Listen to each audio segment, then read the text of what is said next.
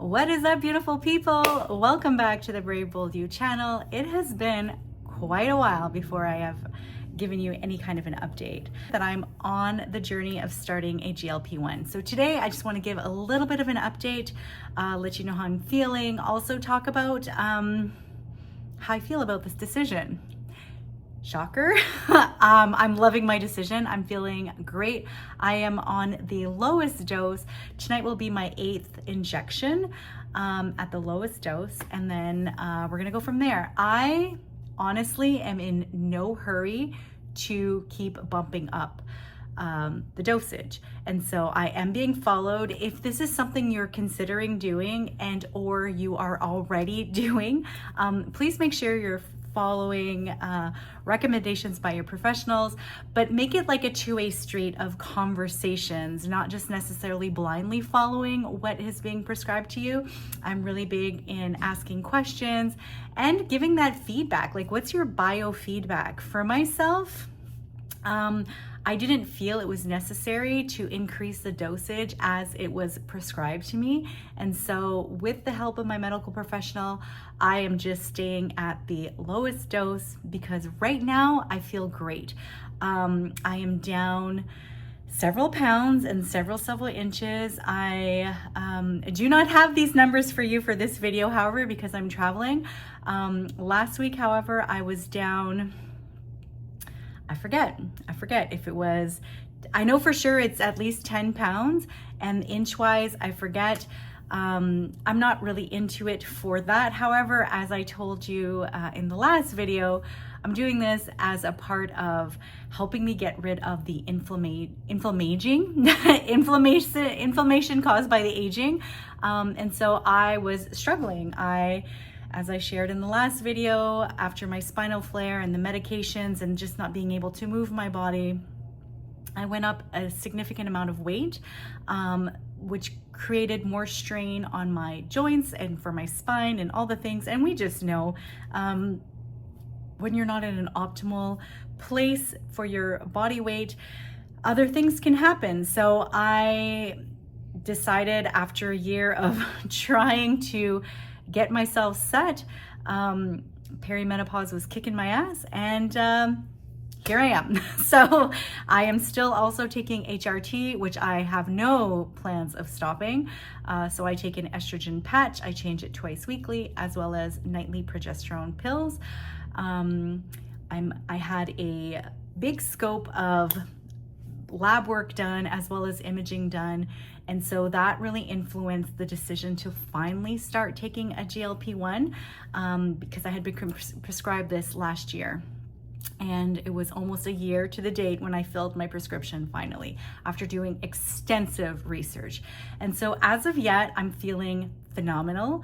What I've noticed, so in the first few weeks, side effects, I did feel a little bit more tired. So I want to just give you the rundown of what I am doing myself.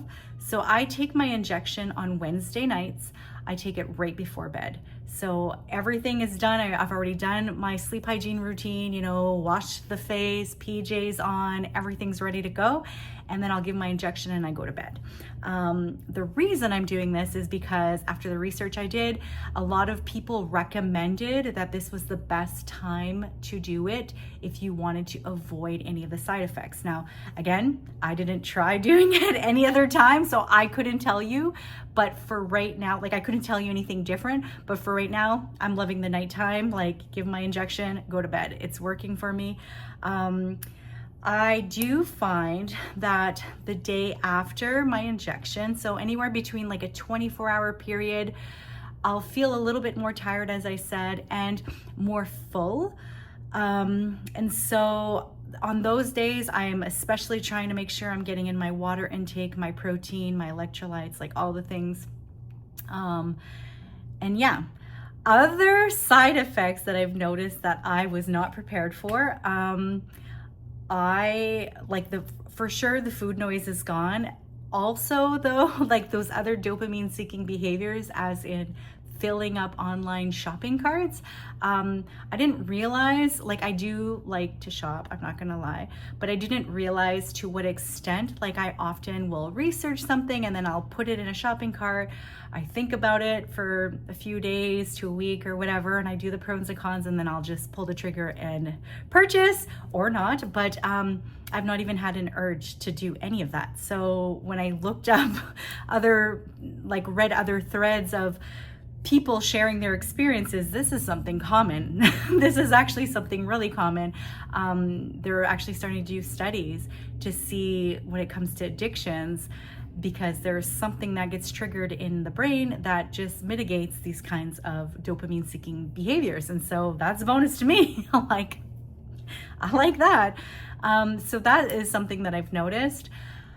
Other things, I've been in the gym, been still getting my steps in, staying active, managing my sleep. I for sure, I have videos on this, your sleep hygiene routine. You can go check that out. But my sleep hygiene routine, the optimal sleep schedule for me is 9 hours. And I find that I'm doing it. I'm sleeping great, I'm feeling good. I've noticed, within weeks, I noticed a lot of the inflammation went down, so that's great. And I have energy, so this is really good. So this is what I've noticed so far on this GLP-1 journey. Stay tuned, I'll continue to share progress.